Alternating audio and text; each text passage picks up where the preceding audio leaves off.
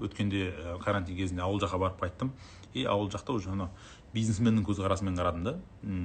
Қалай не істейтін едім, егер мен қазір ауылда тұрып қалсам, айталық, егер осы жақта болсам, мен не істейтін едім деген сондай сұрақ қойдым да өзіме ше. Мына нәрсені түсіндім. Егер сіз кіші қалада тұратын болсаңыз, кішкентай қалада, үлкен қалада емес, кішкентай қалада тұратын болсаңыз, оның артықшылықтары бар. Бәсекелестіктің аздығы. Кішкентай қалаларда, кішкентай аудан орталықтарында, ауыл жақтарда бәсекелес аз. Үлкен қалада бәсекелестік көп. Ең бірінші нәрсе. Одан кейінгісі, екіншісі, сіздерді ауыл жақта, кіші қалаларда клиенттермен өте тығыз айналысу мүмкіндігі бар. Мысалы, үлкен қалаларда білмейсіз ғой, кім келіп жатыр, кім кетіп жатыр. Ал кішкентай қалада тұратын болсаңыз, бәрі көбінесе бір-бірін таниды. Сен ананың анаусысың ба, сен ананың туысы екенсің ғой. Мына бір-бірін таниды. Яғни өте тығыз орналасқан, сондықтан клиенттермен тығыз байланысуды өте жақсы жасауға болады. Үшіншісі, одан кейінгісі, кішкентай қалаларда үлкен қаражатсыз, аз қаражатпен бизнес бастап кетуге болады. Себебі сіздердің ең бірінші жұмыстарыңыз ол жердегі жаңағыдай көп ақша салу емес. Үлкен қалада көбірек кетеді. Себебі жақта бәсекелестік көп, талап жоғары, конкуренттерің мықты болса, сен уже кішкене көбірек ақша қоясың. Өйткені өмір сүру деңгейі жоғары, одан кейін аз қаражатпен бастай аласыз да, кішкентай қалада. Соның плюсы осы жағынан бар. Одан кейінгісі, тағы да бағанағы айтқан нәрсем, риск аз, тәуекелдік. Яғни сен бұл жерде мысалы ақша салғаның, ертең көп ақшаға күймейсің, мысалы кішкентай қалада бастайтын болсаң. Сондықтан көбінесе маған айтады: Мерік мырза, біз үлкен қалада емеспіз ғой, біз кішкентай қаладамыз ғой, біз, конечно, Алматыда болсақ, уже басқаша бизнес бастайтын едік қой деген сияқтылар өте көп. Сразу айтайын, оның бәрі жай ғана сылтаулар. Егер сен бизнесті егер кішкентай қалада жүргізе алмайтын болсаң, Алматыда точно жүргізе алмайсың. Түсінікті ғой, Сол себепті сылтау айтатындар, мінекей мен анау кедергі, мынау кедергі дейтіндер, олар проблема ол жағында емес, проблема мына жерде көп адамдардың.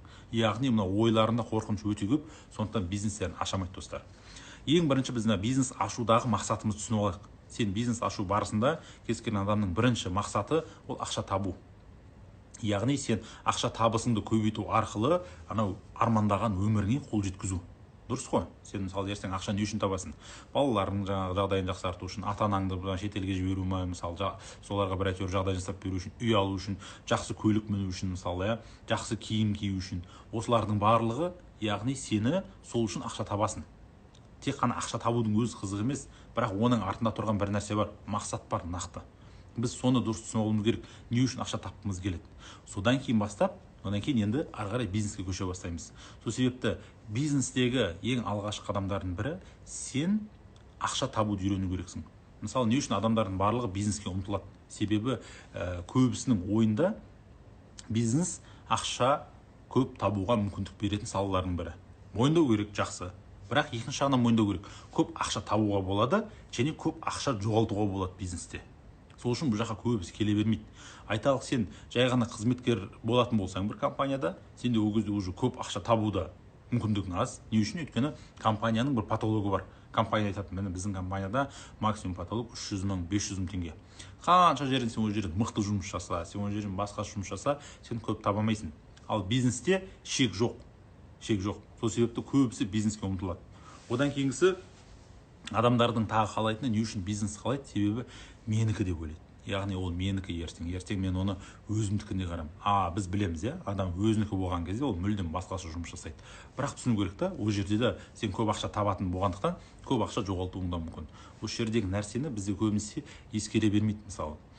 Бірақ сразу айтайын, бизнес жасау сіз ойлағандай қиын емес, достар. Көбісі ойлайды, бизнес ашудағы қиындық, анандай мындай деп басына әрқайсысы құйып алған, мынандай қиындықтар бар, көп ақша қаражат талап етеді. Одан кейін ең басты нәрсе, сіз просто қалай бизнес ашу керектігін білмейсіз болды.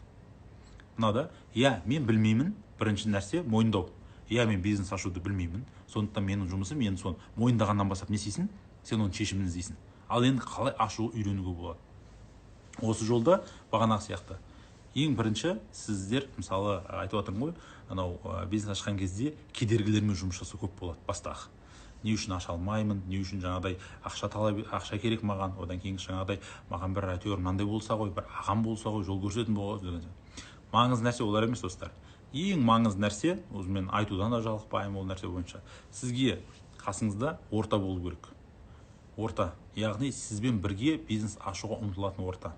мысалы айтады ғой, бұрын мен түсінбейтінмін, анау қасыңда өзіңнен мықты кәсіпкерлер болса жылдам бизнес ашасың, қасыңда жаңағыдай уже бизнеспен айналысып жүрген адамдар болса тезірек бизнес ашу мүмкіндік бар. Оған мен 100% келісемін достар. Қалада тұр, бірақ орта қалыптастырыңыздар. Хотя мысалы любой жерде анау айтып отырмын ғой, кәсіпкерлер табылады. Бизнес ашатындар қазір көбейіп бара жатыр барған сайын. Ашқысы келетіндер де көбейіп бара жатыр. Мысалы әр қалаға барам, міндетті түрде мысалы даже менің жаңағы туыстарым болсын, әпкелерім болсын, барлығының басында қалай бизнес ашсам деген идея жүр да. Бірақ оны өкінішке орай бастарына өздерінің ішкі қорқыныштарына сәйкес соны жүзеге асыра алмай жатады. Осы қорқынышты жеңетін, сенің басындағы таракандарды жеңетін, әртүрлі сылтауларды жеңетін орта керек достар. Ортамен мысалы мынандай да, сенің қасыңдағы жүрген екінші адам бизнес аша жатса, қасыңда жүрген адам сен міндетті түрде одан көресің да, мотивация аласың да, сен де ертең ашуға оңай болады. Сол себепті қала маңызды емес, қаланың үлкендігі, кішкентайлығы, үлкендігі маңызды емес достар. Сенің қасыңдағы адамдардың кім екені маңызды.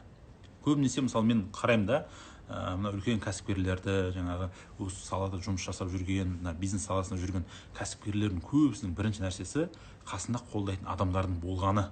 Мысалы ол басында сенің ортаң болмаса, бір хотя бы қасыңда бір-екі адам сенің ата-анаң қолдауы мүмкін, сенің жұбайың қолдауы мүмкін, сенің былай айтқан кезде бір досың қолдауы мүмкін. Қолдайтын адамның болуы. Егер ондай адам болмайтын болса, бағанағы маңызды емес. Сен үлкен қалада бизнес ашсаң да құлайсың, кішкентай қалада бизнес ашсаң да құлайсың.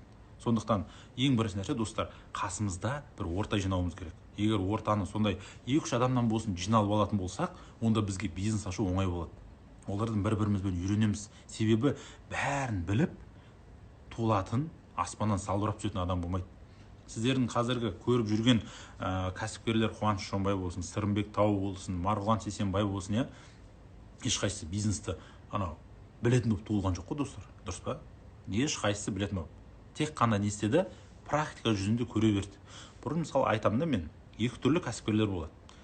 Бір кәсіпкерлер, олар табиғатынан сондай қабілеттері бар. Олар былай айтқан кезде кішкене мүмкіндік болса, өздері кәсіп жасап кете алады. Оларға ешқандай курстың да, оларға ешқандай былай айтқанда білімнің қажеті жоқ. Олар біреуден көрді ма, болды барып істеп кете алады. Табиғатынан духовисты дейді ғой. Вот сондайлар. Екінші аудитория бар, олар көбінесе керек. Түсінбесе бастай алмайды. Нақты оған жол көрсету керек. Мысалы мен екіншілердің қатарына жатамын достар. Мен өзім қорқақпын. Мен шынымен бизнес ашам деп жүргеніме, примерно айтайын сіздерге, бір 2 жыл кеткен шығар, 2-3 жыл кетті точно. Ашам деп жүрдім да, сөйтіп көп ойландым, оқыдым, іздендім, Киясакиден бастап барлығын оқып шықтым достар. Сөйтіп соңында ғана уже түсіндім да, уже білім оқи бергеннен қазір маған бір орта болмаса қиын деп, содан кейін мен тренингтерге бара бастадым. Сол тренингтерден мен өзімді таптым достар. Сол жерден ғана мен орта таптым, сол жерден мен ұстаз таптым, соның арқасында мен жылдан бизнес бастап кете алдым. Оға дейін мен де тура сіздер сияқты бизнесімді ашамастан әні, мәні деп жүре бердім талай уақыт.